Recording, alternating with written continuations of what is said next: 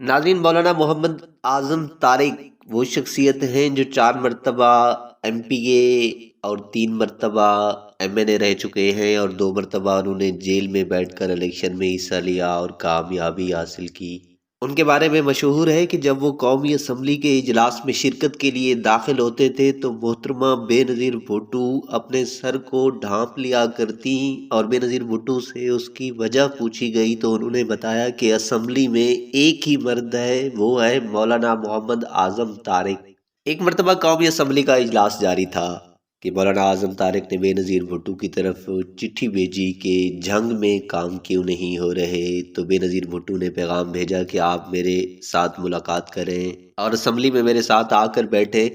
وزیر اعظم بے نظیر بھٹو نے کہا تھا کہ مولانا صاحب سے کہو کہ میرے ساتھ والی کرسی خالی ہے، یہاں تشریف لے آئیں۔ مولانا طارق جمیل نے یہ پیغام سن کر کہا کہ میں وہ مولوی نہیں ہوں جو عورتوں کے ساتھ بیٹھ کر فوٹو بنوائے۔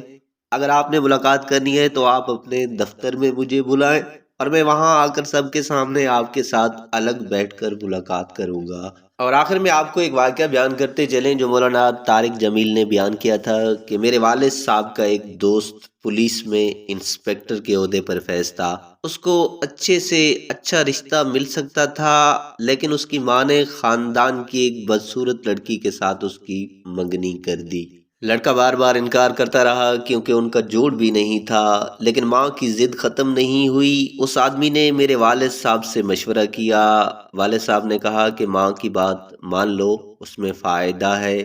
اس آدمی نے ہاں کر دی۔ شادی تو ہو گئی، دلہن گھر آ گئی، یہ کمرے میں گیا اور جا کر صوفے پر سو گیا۔ صبح اٹھ کر ڈیوٹی پر چلا گیا، رات کو گھر آیا تو پھر سو گیا۔ بیوی بلاتی تھی، جواب نہ دیتا، کمرے میں آتی تو یہ کمرے سے باہر نکل جاتا، بیوی باہر آتی تو یہ کمرے میں چلا جاتا، بیوی اس کے کپڑے دھوتی، جوتے پالش کرتی، کھانا پکا کر اس کے سامنے رکھتی، دل ہوتا تو کھا لیتا ورنہ اٹھا کر کچن میں رکھ دیتا۔ اگر رات کو 2 بجے بھی گھر آتا تو بیوی تازہ روٹی پکا کر سالن گرم کر کے اس کے سامنے رکھ دیتی، لیکن یہ بیوی کو بلاتا نہیں تھا، سلام کا جواب بھی نہیں دیتا تھا۔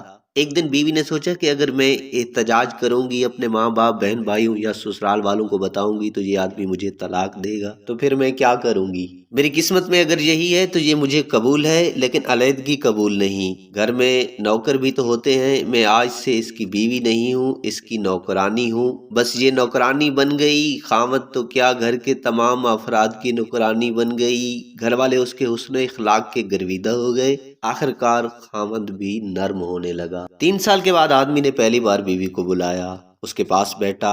آہستہ آہستہ یہ مرد اپنی بیوی کا غلام بن گیا۔ دراصل یہ حسن اخلاق کا غلام بن گیا۔ یہ ہر وقت نور بی بی کرتا رہتا۔ ان کے 3 بچے بھی ہوئے، ایک اچھی اور لمبی زندگی انہوں نے گزاری۔ جب یہ عورت فوت ہوئی تو یہ آدمی بچوں کی طرح بلک بلک کر رو رہا تھا۔